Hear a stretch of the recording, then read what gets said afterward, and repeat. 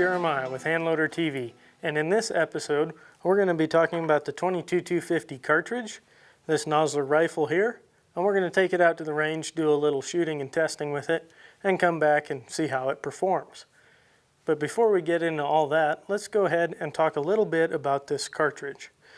It's a pretty neat cartridge. The 22-250 Remington spent most of its life as a Wildcat cartridge with some big names playing with it, such as Harvey Donaldson, Phil Sharp, and J.E. Gebbe, who also trademarked the 22 Varminter name, and that's the most popular Wildcat chambering of this cartridge. And then in 1965, Remington got it approved by SAMI, and it was accepted as a standard cartridge. And with good reason. It has a 28-degree shoulder angle, rimless design, and it offered better barrel life than its competitor at the time, the 220 Swift.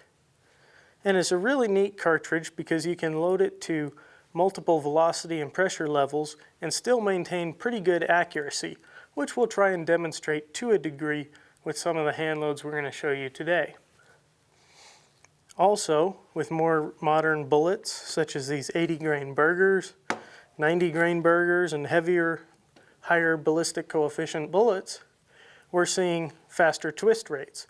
Standard is 1 in 14, but with a 1 in 8 twist, you can stabilize these longer, higher BC bullets and really get some awesome performance at distance with this cartridge. This particular rifle here is a Nosler custom rifle, and it's actually owned by the owner of Handloader magazine, Wolf Publishing Company. So the barrel has roughly 1,100 rounds through it. Just keep that in mind as we test this guy. It is a Packnor barrel, 24 inches, custom contour, and a 1 in 14 twist. So we won't be shooting any of these heavy guys through it, heavy bullets, but we'll probably make it up to about 62 grains or so with it.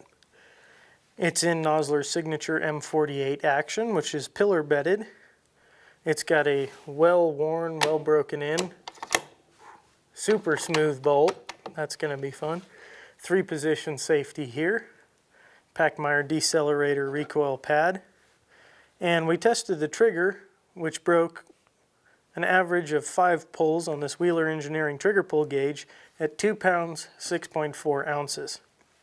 And to top it all off, we have in dovetail mounts a Leupold VX3L 4-14 by 56 scope. It's got the Leupold Varmint Hunter reticle in there, which is a pretty neat reticle. It goes beyond the scope of this video to explain it, but I'd encourage you guys to check that one out. It's still being offered by Leupold today. And the 56mm bell housing here, objective lens, is kind of contoured around the barrel, which is pretty neat because it allows a lower bore offset and still have a nice big objective lens for finding those tiny little prairie dogs at distance. So this should be a pretty fun rifle to take out to the range. I'm excited to shoot it. We've selected some really good high quality components here. We've got Lapua cases, which are probably some of the best on the market today. Very uniform and consistent. An outstanding case life.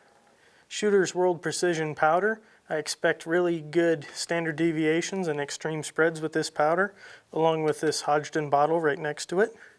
Accurate 2230 has been a favorite of mine for a long time in this cartridge. And some awesome bullets. All of our reloading will be done on this Redding T7 turret press with 4-stir dies. This is their bench rest die set. So we got some high quality components. Let's go ahead, hit the range, and see how small of groups we can get. Okay, so we're out on the range. We got the 22-250 benched in. Target is at 100 yards. Ailer Model 35P chronograph set up 10 feet from the muzzle to record our velocities.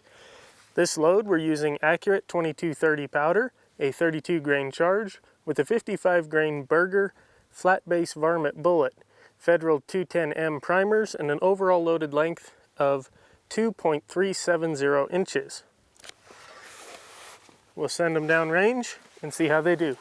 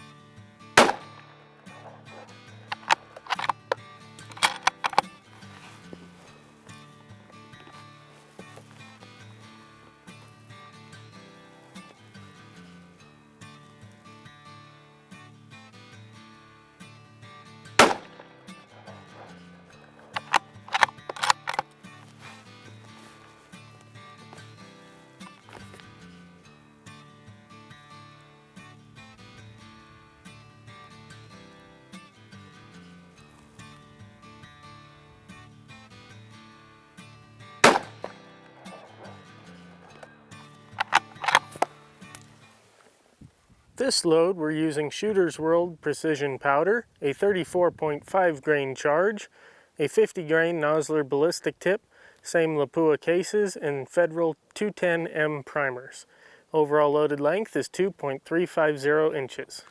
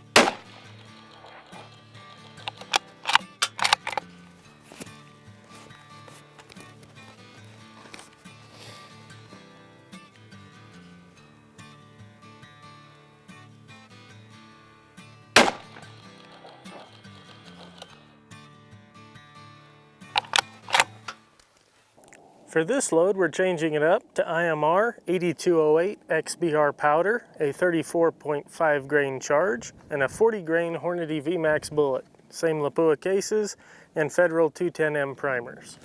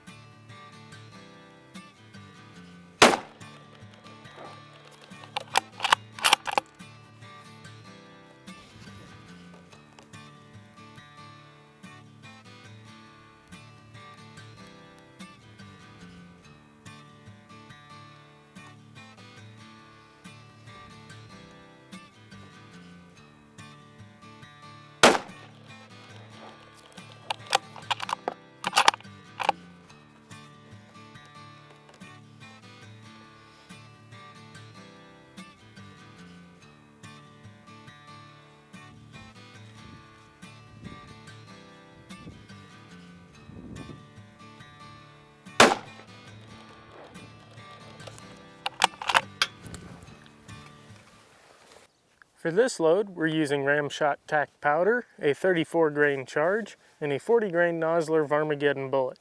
Same Federal 210M primers, and same Leupold cases. Our overall loaded length is 2.350 inches. Let's shoot them, see how they group.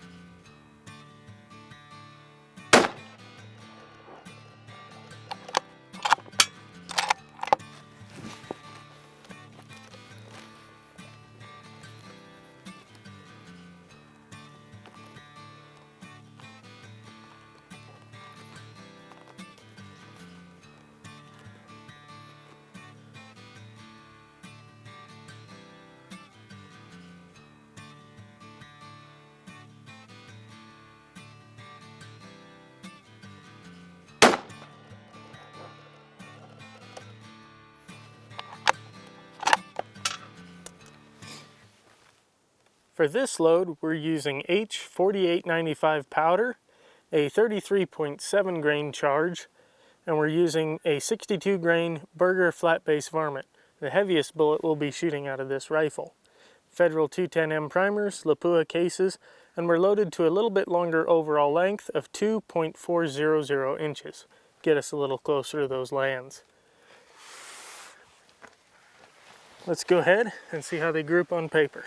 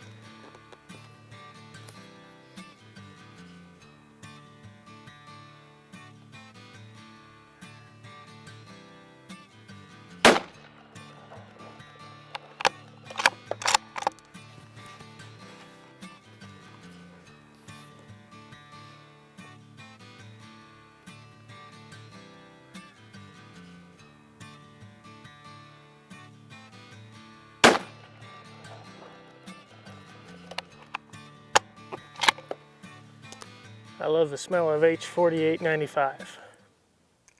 We're back at the bench now after a few days of testing this rifle. Put about 200 rounds through it, give or take, lots of various hand loads, and we've got the best groups here to show you. So let's go ahead and just dive right in here and take a look at our first target. Now I should point out that when we were testing this rifle, we let the barrel cool in between 5-shot groups. So we'd shoot 1, 2, 3, 4, 5, then let the barrel cool. And it was pretty hot that day. I want to say it was about 96 degrees, give or take, average. So the barrel heated up pretty quick. We didn't give it much of a chance to rest. And here for our first load, you can see with this 55 grain Berger, we got a 0.73 inch group and an outstanding standard deviation of 10 and a pretty good extreme spread of 25 there. Pretty happy with that. Not going to complain, especially for the first load of the day there. So then we moved on to our next best load here, which is a 0.58 inch group. Pretty good. And I am a huge fan of the Shooter's World precision rifle powder. We used a 34.5 grain charge, and we got an average velocity of 3,578. Now I should note that there is not much data available for this particular powder, but in Handloader issue number 323, we did a propellant profiles on it, and there was enough information in there for me to get a start charge on it and go ahead and load it up. And we had an outstanding standard deviation of 4 and an extreme spread of an 11. So really good results there. And moving along to our next target here, a 0.59 inch group using IMR 8208 XBR, a 34.5 grain charge and a 40 grain Hornady VMAX. That's a go-to bullet for a lot of varmint people. It's a great coyote bullet, especially in this cartridge. And we got some pretty good velocity out of that at 3,874 feet a second. So pretty good there, nice group. And for our next target here, we have a 0.57 inch group, which as you can see is pretty consistent. This rifle shoots consistently sub-MOA, hovering right around that .50, .60 inch mark. And this load had an extreme spread of 74, a little bit higher than what I'd like, but can't complain with that group. And those Nosler Varmageddon bullets are really nice varmint bullets. And for our final load here, I often say it's the last load that shoots the best, and this really was. It was on our last day of filming and testing, and one of the last loads we tried. It's a 62 grain Berger flat base varmint, and it grouped into .35 inches. An outstanding group, and to be honest with you, that's starting to push the limits of how well I can shoot and hold at 100 yards with a rifle. So, really outstanding results with that H4895 powder, and all in all, this rifle performed really well. And I'd encourage you guys to go ahead and go on a Nosler's website, check it out. They have a custom rifle builder on there. It's fun, if nothing else, just to see what you can get and what you can do, now that you know what kind of performance you can expect out of these rifles. So we want to thank you for watching. We do appreciate it. We hope you learned something. We hope you like this video. Share it with your friends. And until the next episode, keep on shooting and keep on hand loading.